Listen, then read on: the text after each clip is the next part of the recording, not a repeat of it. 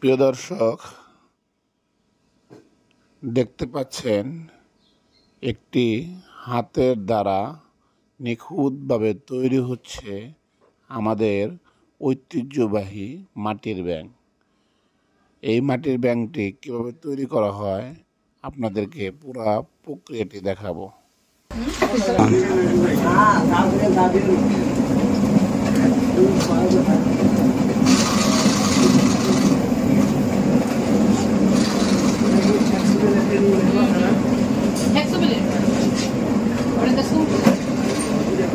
এই আপুর সাথে কথা বলে যেটি জানতে পারলাম, এই মাটির ব্যাঙগুলো অনেক দূর দূরান্ত থেকে লোক এসে পাইকারি কিনে নিয়ে যায়।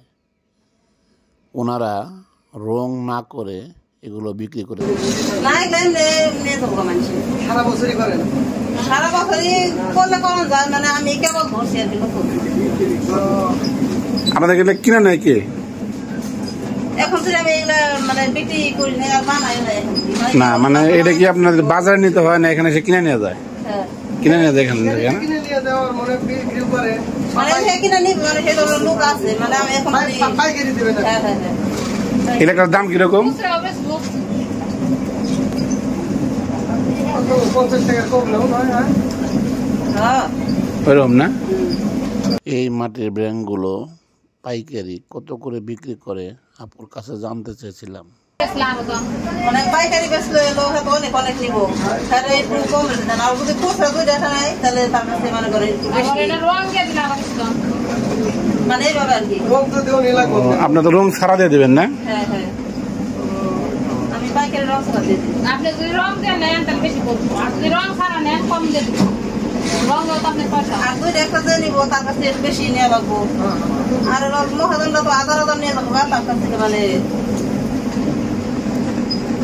অ্যাকুরেট রেট না বললেও একটি আনুমানিক ধারণা করা হয়েছে এগুলো এক একটা প্রাইস 30 থেকে 60-70 টাকার মধ্যে থাকে।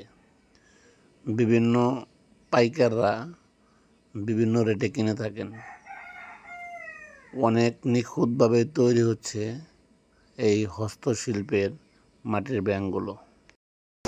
এই মেশিনের কাজে কি সব ব্যাঙ বানানো না? ব্যাঙ, ফুলের টব, ফুলের টব হয়।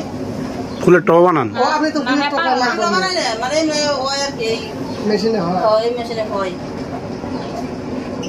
এটা আবার ছিদ্র করা লাগবে না? হ্যাঁ, টাকা লাগবে। ছিদ্র তো সমস্যা না, ওটা তো কুড়াল যেটা কম মেরে দেবো ছিদ্র দেবো। না না, কিন্তু বানান তো কষ্ট। হ্যাঁ, দিব যে কাজ দিয়ে।